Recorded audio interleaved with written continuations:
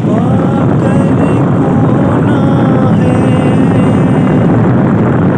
कुछ खोकर पाना है।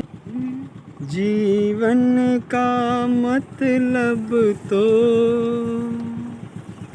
आना और जाना है। दो पल के जीवन से एक उम्र चुरा ली है। जिंदगी और कुछ भी नहीं, तेरी मेरी कहानी है। नमस्कार दोस्तों, मैं ऋषभ मिश्रा आप सभी लोगों का अपने चैनल एजुकेशन प्लांट में हार्दिक स्वागत करता हूँ। कुछ पाकर खोना है और कुछ खोकर पाना है।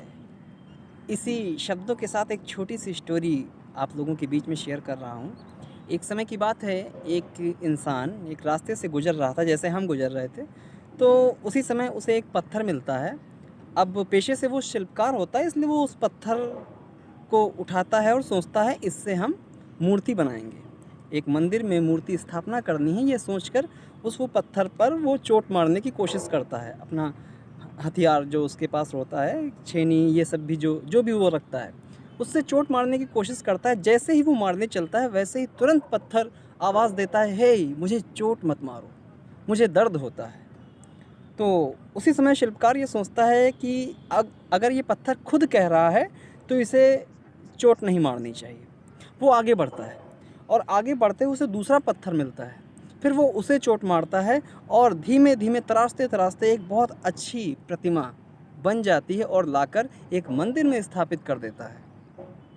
अब जब मंदिर में स्थापना हो गई और वहाँ उसकी पूजा पाठ शुरू हो गई, तो कई लोगों ने कहा कि यहाँ पर नारियल फोड़ने के लिए एक और पत्थर की ज़रूरत पड़ेगी। तब तक उस शिल्पकार को याद आता है कि वहाँ पर एक और पत्थर था जिसने कहा था मुझे छेनी हथौड़ी मुझ पर ना चलाओ।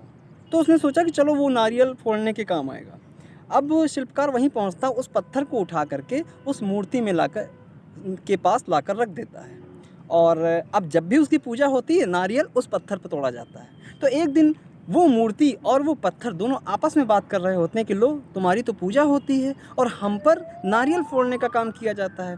तभी जो मूर्ति है वो कह उठती है कि अगर जीवन की पहली चोट तुमने बर्दाश्त कर ली होती तो आज तुम्हारी भी पूजा होती। दोस्तों, मैसेज आप सभी को समझ में आ गया होगा कि अगर हम लोग अपनी शुरुआत में कष्ट उठा लेते हैं तो आगे हमारा जीवन सुखमय हो जाता है। लेकिन हम लोग अगर स्टार्टिंग से ही सोचते हैं कि नहीं आनंददायक जीवन हो, तो आगे फिर हमें कष्ट उठाना पड़ता है। इसीलिए इस लाइन को हमने यहाँ से जोड़ा था कि कुछ पाकर खोना है और कुछ खोकर पाना है। तो दोस्तों, इन्हीं शब्दों के साथ हम विदा लेते हैं आप सभी से। अगर वीडियो अच्छा लगा हो तो इसे लाइक ज़रूर करिएगा। Wish you all the.